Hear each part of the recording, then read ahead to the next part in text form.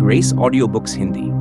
क्या आपने कभी सोचा है कि महान मसीही सेवकों द्वारा लिखी गई आत्मिक किताबों की गहरी सच्चाइयां और जीवन बदल देने वाली आशीषें सिर्फ इंग्लिश जानने वालों तक ही क्यों सीमित रहें? अब ऐसा नहीं होगा, क्योंकि ग्रेस ऑडियो बुक्स हिंदी लेकर आया है प्रभावशाली, आत्मा को छू लेने वाली और गहराई से भरी इंग्लिश मसीही किताबों की हिंदी ऑडियो बुक्स। यहाँ आपको मिलेंगी वो सभी आत्मिक सच्चाइयां जो किताबों के पन्नों में छुपी हैं, लेकिन अब सरल हिंदी में, भावनात्मक अंदाज में और हर विश्वासी के लिए सुलभ रूप में। चाहे आपकी जीवन शैली कितनी भी व्यस्त क्यों न हो, चाहे आपके पास किताब खरीदने या पूरी पढ़ने का समय न हो, अब आप इन ऑडियो को कभी भी कहीं भी सुन सकते हैं, चलते समय, घर के काम करते हुए या यात्रा में।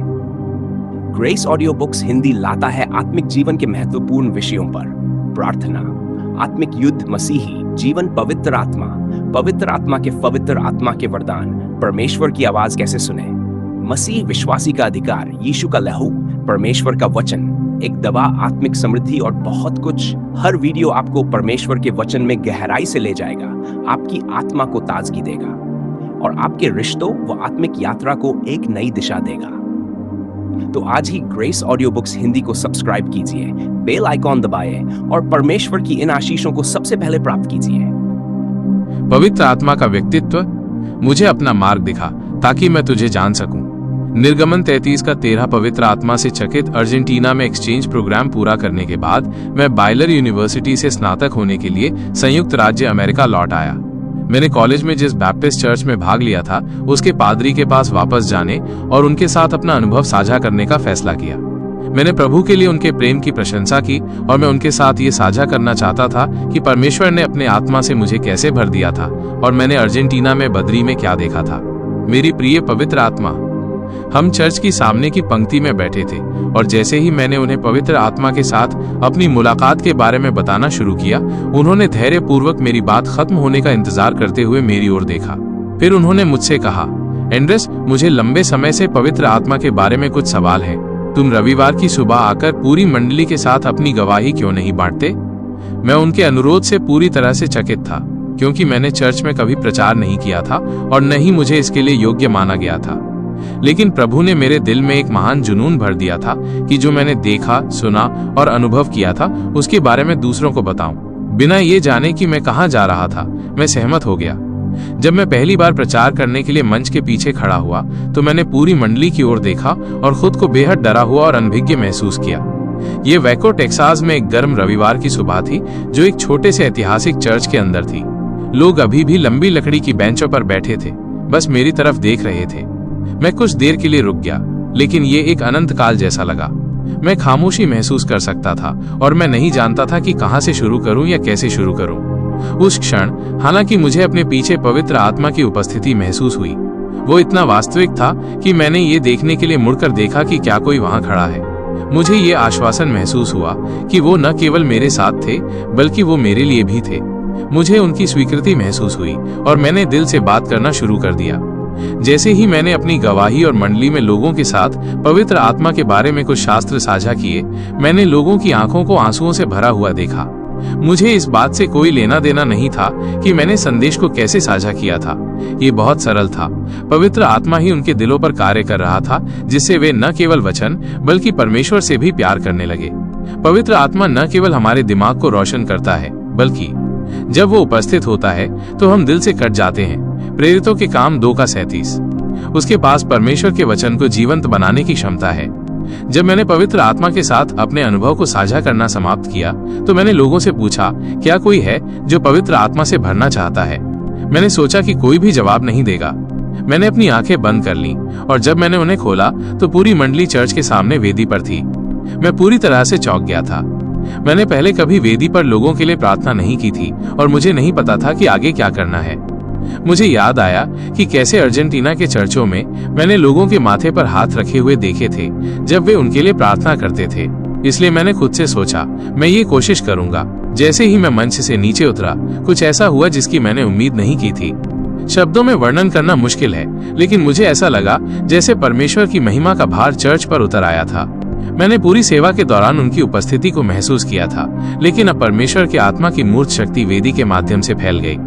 और जैसे ही मैंने लोगों के लिए प्रार्थना करना शुरू किया, वे पीछे की ओर फर्श पर गिरने लगे, भले ही उनके पीछे कोई उन्हें पकड़ने के लिए नहीं था। कुछ लोग रोने लगे, कुछ बेकाबू होकर कांपने लगे और अन्य बस फर्श पर गतिहीन होकर लेट गए।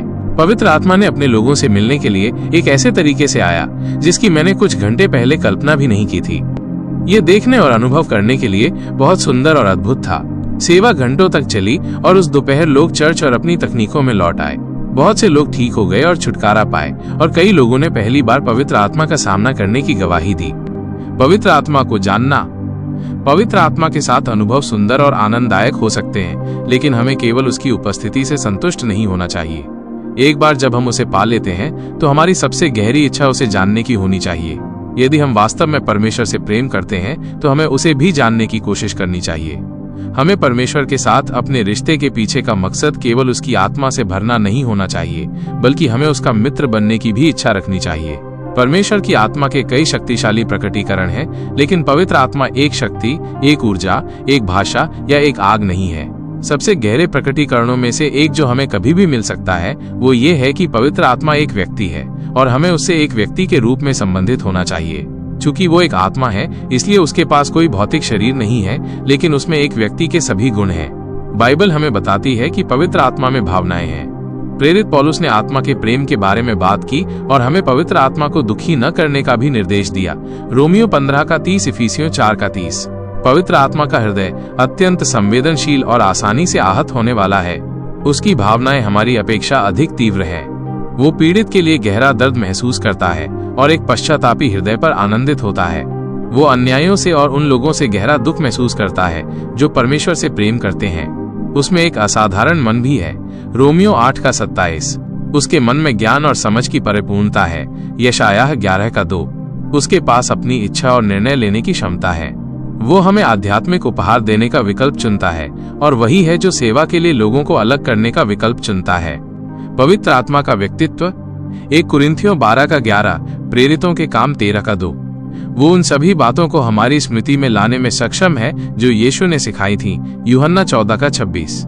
उसके पास न केवल ये जानने का पूरा ज्ञान है कि अतीत में क्या हुआ है, बल्कि ये भी कि भविष्य में क्या होगा। यूहन्ना 16:13। यीशु ने हमें ये भी बताया कि पवित्र आत्मा हमारा मार्गदर्शक होगा। यूहन्ना 16:13। आज अलग अलग सिद्धांत और दृष्टिकोण हैं, लेकिन पवित्र आत्मा हमें सभी सच्चाई में ले जा सकता है। जब हम पवित्र आत्मा द्वारा निर्देशित होना सीखते हैं तो वो हमारे दैनिक निर्णयों में हमारा मार्गदर्शन करता है। वो हमें अपने वचन के अनुसार हमारे कदम निर्देशित करता है और वो हमें हमारे ऊपर पाप को हावी होने नहीं देता है। भजन 11:9 और 133। वो एकमात्र ऐसा है जो हमें पवित्रता के संकीर्ण मार्ग पर ले जा सकता है, जिससे हम परमेश्वर के नियमों और निर्णयों को मानते हैं। यहेजकेल 36:27। यीशु ने उसे हमारा सांत्वना देने वाला भी कहा। यूहन्ना 16:7। इस दुनिया में हम परीक्षाओं का सामना करेंगे, लेकिन हम अकेले नहीं हैं। पवित्र आत्मा हमेशा हमें सांत्वना देने और आश्वस्त करने के लिए हमारे साथ है।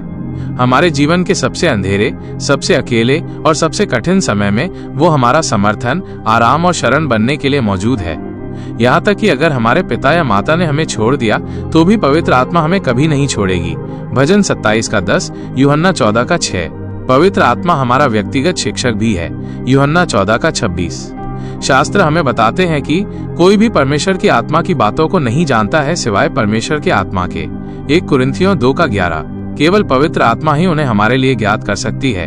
1 कुरिन्थियों 2:13। हमें न केवल उसे हमारे शिक्षक के रूप में रखने का सौभाग्य प्राप्त है, बल्कि वो भी है जो शास्त्रों को प्रेरित करने के लिए उपस्थित था, लेकिन वही है जो सेवा के लिए लोगों को अलग करने का विकल्प चुनता है। पवित्र आत्मा हमें सभी चीजों को सिखाता है, न केवल पवित्रता से संबंधित चीजों को, बल्कि जीवन जीने के लिए आवश्यक चीजों को भी सिखाता है। 1 यूहन्ना 2:27, 2 पतरस 1:3। वो हमें आध्यात्मिक मामलों और अपने ज्ञान और ज्ञान में भाग लेने की भी इच्छा रखता है। परिवार, रिश्तों, स्वास्थ्य, वित्त और हर उस चीज के बारे में जो हमारे दैनिक जीवन से संबंधित है। पवित्र आत्मा हमारा सहायक भी है। यूहन्ना 22:82। हमारी कमजोरी के समय में वह हमें मजबूत करने और हमें उठाने के लिए वहां है। वह हमें अपने सपनों और अपनी प्रतिज्ञाओं से प्रेरित करने के लिए वहां है और वह हमें विश्वास करने में मदद करता है। जब हम परमेश्वर की इच्छा के अनुसार प्रार्थना करना नहीं जानते हैं, तो परमेश्वर की आत्मा इस दुनिया में हमारी मदद करती है। रोमियो एंकाबास। जब यीशु इस दुनिया में थे, तब उनका अपने शिष्यों के साथ घनिष्ठ संबंध था। वह उनका मार्गदर्शक, सांत्वना देने वाला शिक्षक और सहायक था। उसी तरह पवित्र आत्मा वह है जो अब यहाँ पृथ्वी पर है, और वह चाहता है कि हम उसके साथ ऐसे बने जैसे यीशु अपने शिष्यों के साथ थे। शास्त्र हमें बताता है उसने अपने मार्गों को मूसा को और अपने कामों को इज़राइल के बच्चों को ज्ञात किया। भजन 6 का। इज़राइल के लोग परमेश्वर के कार्यों और प्रकटीकरणों को जानते थे।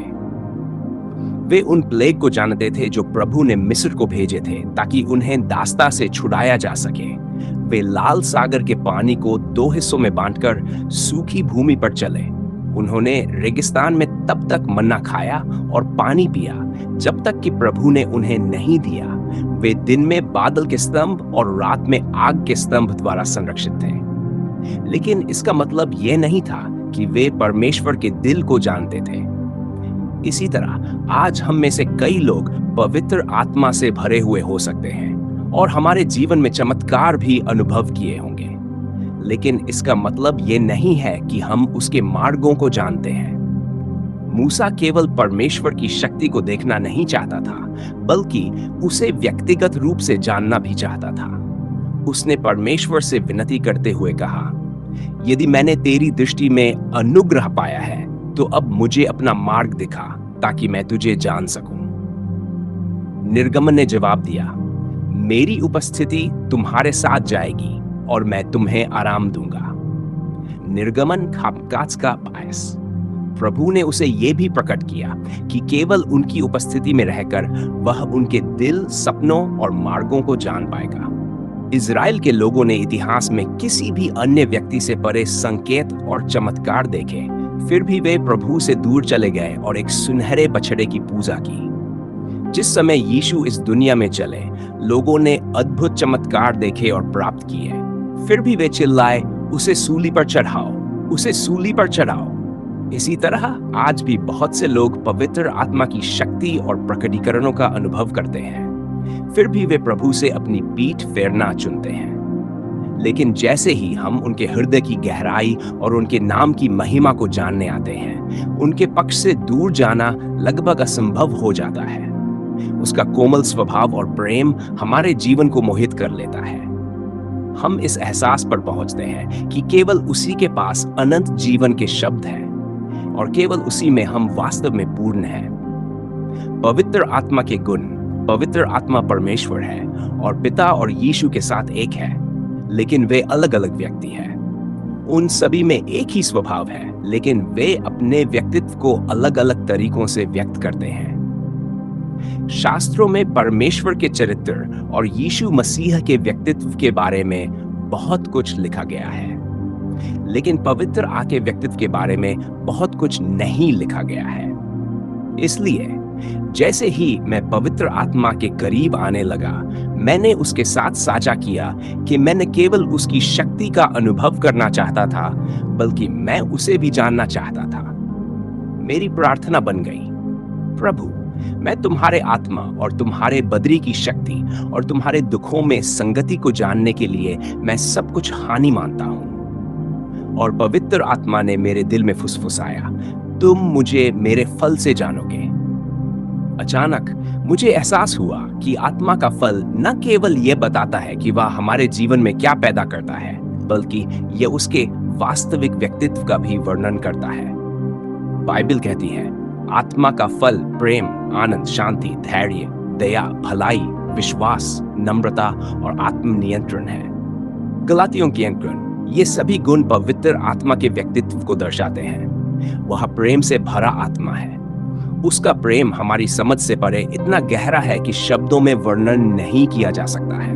वह बिना शर्त प्रेम करता है। जब हम असफल होते हैं तो वह प्रेम करना जारी रखता है। वह दुखियों और खोए हुए लोगों से प्रेम करता है। वह मसीहियों और गैर विश्वासियों से प्रेम करता है। वह अमीर और गरीब से प्रेम करता है। उसका प्रेम दयालु और धीरज रखने वाला है। वह ईर्ष्या नहीं करता, घमंड नहीं करता वह उद्दंड नहीं है, वह स्वार्थी नहीं है, वह आसानी से गुस्सा नहीं होता और वह गलतियों का हिसाब नहीं रखता। वह बुराई से प्रसन्न नहीं होता बल्कि सच्चाई से आनंदित होता है। वह हमेशा रक्षा करता है, हमेशा भरोसा करता है, हमेशा आशा करता है और हमेशा दृढ़ रहता है। उसका प्रेम कभी असफल नहीं होता। कुरिन्थियों 6 में उसका प्रेम शुद्ध है और उसका प्रेम विशाल है। जब उसे अस्वीकार किया जाता है तब भी वह प्रेम करता है, और जब उसे पहचाना नहीं जाता है तब भी वह प्रेम करना जारी रखता है। गुप्त में और खामोशी में वह प्रेम करना जारी रखता है। जब हम उसे जानते हैं तो वह हमसे प्रेम करता है। उसका प्रेम मसीहा को लोगों तक पहुंचाने, टूटे हुए दिलों को बहाल करने और बीमारों को चंगा करने के लिए प्रेरित करता है। उसका प्रेम हमारी उपलब्धियों या योग्यताओं पर निर्भर नहीं करता है। पवित्र आत्मा आनंद का एक व्यक्ति है। जब हम उसे और उसके आज्ञाओं का पालन करना पसंद करते हैं तो वह हमारे ऊपर आनंदित होता है। जब हम प्रलोभन का विरोध करते हैं तो वह आनंदित होता है, और जब हम पाप से दूर हो जाते हैं, शास्त्र घोषित करते हैं, प्रभु तुम्हारा परमेश्वर तुम्हारे बीच में पराक्रमी तुम्हें बचाएगा। वह तुम्हारे ऊपर आनंद से खुशी मनाएगा। वह अपने प्रेम में तुम्हें शांत कर देगा। वह तुम्हारे ऊपर गायन के साथ खुशी मनाएगा। सपन्याह माकज भी। उसकी उपस्थिति में आनंद की परिपूर्णता है और उसके दाहिने हाथ पर हमेशा के लिए सुख है। यह दुनिया केवल आपको खुशी देगी, लेकिन यह अस्थायी है और आपकी परिस्थितियों पर निर्भर करती है। केवल पवित्र आत्मा ही आपको अपना आनंद दे सकती है, जो शाश्वत है और आपकी परिस्थितियों से ऊपर उठता है। पवित्र आत्मा न केवल प्रेम और आनंद से परिपूर्ण है, वह शांतिपूर्ण भी है। वह खामोशी और शांति में निवास करना पसंद करता है। उसकी शांति हमारी समझ से परे है। वह हमारी आत्माओं के लिए शांति और विश्राम देता है। फिलिपियों, वह रोगी भी है। जब हम उसके मार्गों का पूरी तरह से पालन नहीं करते हैं तो वह हमारा इंतजार करता है। वह हमारे जीवन में तब भी काम करना जारी रखता है जब हम अभी भी उसकी महिमा से बहुत कम पड़ जाते हैं।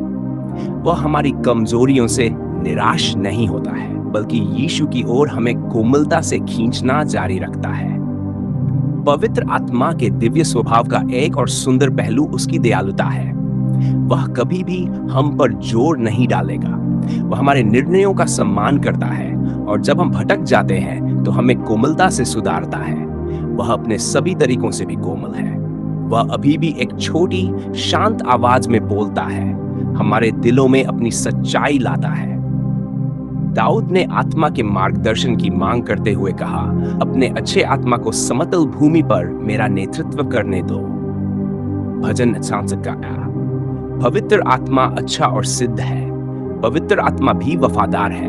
वह हमेशा अपनी प्रतिज्ञाओं को पूरा करता है। यदि वह कुछ कहता है तो वह निश्चित रूप से उसे पूरा करेगा। वह परमेश्वर की महिमा करने के अपने मिशन के प्रति वफादार है और सभी तरीकों से अपरिवर्तित है। वह हमेशा परमेश्वर की इच्छा के साथ पूर्ण सद्भाव में काम करता है। हमारे जीवन में अपने आदेश और प्रभुता को लाता है। उसके निवास स्थान में जाना मेरे जीवन के सबसे अच्छे दिनों में से एक वह था जब मैं अपनी पत्नी से मिला था। मुझे विश्वास नहीं हो रहा था कि उसके जैसी कोई खूबसूरत लड़की इस धरती पर मौजूद हो सकती है। मैं उस पल से उससे प्यार करने लगा जब मैंने उसे देखा, और मैं जानता था कि वह वही थी जिसे परमेश्वर ने मेरे लिए चुना था। जितना अद्भुत वह दिन था, यह हमारे रिश्ते की बस शुरुआत थी। उस दिन उससे मिलने के बाद मुझे संयुक्त राज्य अमेरिका वापस जाना पड़ा, जबकि वह कोलंबिया में रही, क्योंकि मैं उसे जानना चाहता था। मैंने उसे पत्र लिखकर उसके साथ एक रिश्ता बनाना शुरू कर दिया। हर सुबह मैं उठकर जल्दी से के कंप्यूटर पर जाता था, ये देखने के लिए कि क्या उसने मुझे वापस लिखा है। जब भी मैं ईमेल की सूची में उसका नाम देखता था तो मेरा दिल धड़कने लगता था। मैं अन्य सभी ईमेलों के बारे में भूल जाता था और सीधे उसके पास जाता था। मैं हर शब्द को धीरे धीरे और सावधानी से पढ़ता था, हर वाक्य का विश्लेषण करता था, और जब मैं पढ़ लेता था तो मैं उसे फिर से पढ़ता था। उसके पत्रों के माध्यम से मैं उसके सपनों, उसकी इच्छाओं और उसके व्यक्तित्व के बारे में जानने लगा, और हर दिन मैं उससे और अधिक गहराई से प्यार करने लगा। जैसे जैसे हम एक दूसरे के करीब आए, मैंने उसे फोन पर कॉल करना शुरू कर दिया। हम अपने जीवन के बारे में सब कुछ साझा करते थे और हर दिन एक दूसरे के लिए प्रार्थना भी करते थे। हम 7 घंटे तक बात करते थे और घंटे मिनटों की तरह लगते थे।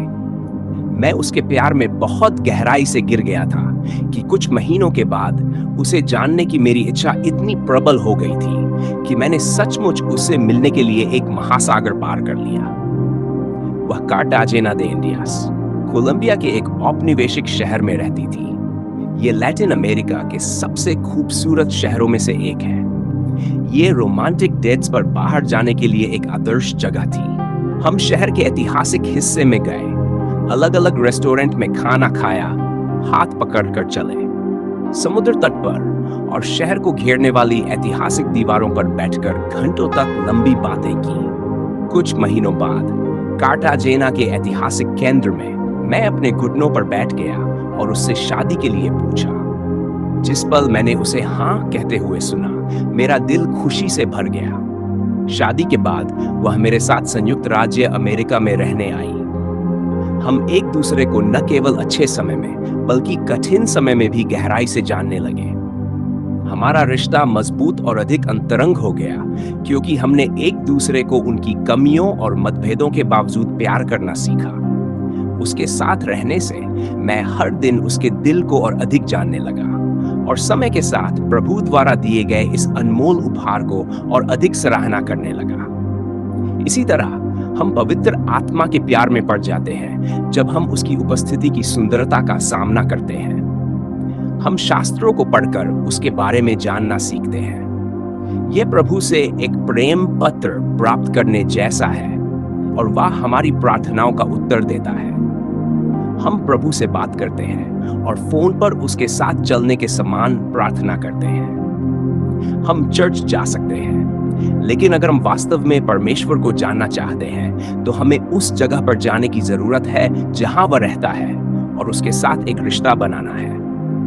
पवित्र आत्मा उस जगह पर नहीं जाएगा जहां हम रहते हैं। हमें उस जगह पर जाना होगा जहां वह रहता है। जब मैंने शादी की तो मेरी पत्नी मेरे साथ रहने के लिए आई जहां मैं रहता था। जब वह आई तो उसने सब कुछ छोड़ दिया, अपने परिवार, अपने दोस्तों, अपने देश और यहाँ तक कि अपनी देखभाल भी, ताकि हम एक साथ रह सकें। उसी तरह हमें सब कुछ छोड़ने के लिए तैयार रहना चाहिए और प्रभु को अपना शरण, सबसे ऊंचा और हमारा निवास स्थान बनाना चाहिए। भजन 21। ऐसे बहुत से लोग हैं जो परमेश्वर के आत्मा के बारे में जानते हैं क्योंकि उन्होंने शास्त्रों में इस विषय का अध्ययन किया है और धर्मशास्त्रीय किताबें हैं, लेकिन पवित्र आत्मा के बारे में जानने और पवित्र आत्मा को जानने में एक बड़ा अंतर है। आप एक प्रसिद्ध व्यक्ति की जीवनी पढ़ सकते हैं और आप उसके जीवन के बारे में तथ्यों को जान सकते हैं, लेकिन आप वास्तव में तब तक उसे व्यक्तिगत रूप से नहीं जानेंगे जब तक आप उसके साथ नहीं रहते। आप उसके जीवन के बारे में सब कुछ याद कर सकते हैं, लेकिन यदि आप व्यक्तिगत रूप से उससे कभी नहीं मिले हैं तो आप नहीं जानेंगे कि वह कौन है। इसी तरह हम पवित्र आत्मा के बारे में सीख सकते हैं, लेकिन हम उसे वास्तव में तब तक नहीं जानेंगे जब तक हम उसके रहने की जगह पर रहने का चुनाव नहीं करते। तभी हम वास्तव में समझ पाएंगे कि उसे क्या मुस्कुराता है और क्या उसके दिल को दुखी करता है। ये वह जगह है जहां हम उसकी धड़कन महसूस करते हैं और उसकी आंखों के माध्यम से दुनिया को समझते हैं। उसके रहने की जगह में रहकर हमारे विचार उसके विचार बन जाते हैं और हमारी इच्छाएं उसकी इच्छाएं बन जाती हैं। हम उसके आनंद और उसके दुखों में भाग लेते हैं। जैसे ही हम उसकी उपस्थिति में समय बिताते हैं, उसकी सुंदरता को देखते हैं और उसकी शांत छोटी आवाज को सुनते हैं, हम उसके सच्चे स्वभाव को जानने आते हैं। जब 2 युवा पुरुष यीशु का अनुसरण करने आए तो उन्होंने उससे पूछा, आप क्या खोज रहे हैं? उन्होंने जवाब दिया, आओ और देखो। उसने उनसे कहा, आओ और देखो। वे आए और देखा कि वह कहाँ रहा था, और उस दिन उसके साथ रहे यूहन्ना, काका, चैट और ठेटचेट। यदि आप यीशु के अनुयायी हैं और आप ये जानने की कोशिश कर रहे हैं कि पवित्र आत्मा कहाँ रहती है, तो वह आज आपको आओ और देखो के लिए आमंत्रित कर रहा है। और इससे भी बेहतर, वह आपको जब तक चाहे तब तक उसके साथ रहने के लिए आमंत्रित कर रहा है। जैसे ही आप अगले अध्याय को पढ़ेंगे, आप ये जानेंगे कि पवित्र आत्मा कहाँ रहती है, आप उसके निवास स्थान में कैसे प्रवेश कर सकते हैं और आप उसकी उपस्थिति में कैसे रह सकते हैं। आप सुन रहे थे ग्रेस ऑडियो बुक्स हिंदी, जहां परमेश्वर का वचन आपकी आत्मा को ताजगी देता है और जीवन को नई दिशा। सब्सक्राइब करना न भूलें, बेल आइकॉन दबाएं और इस आशीष को दूसरों के साथ बांटें, क्योंकि परमेश्वर की आशीष हर हृदय तक पहुंचना चाहिए।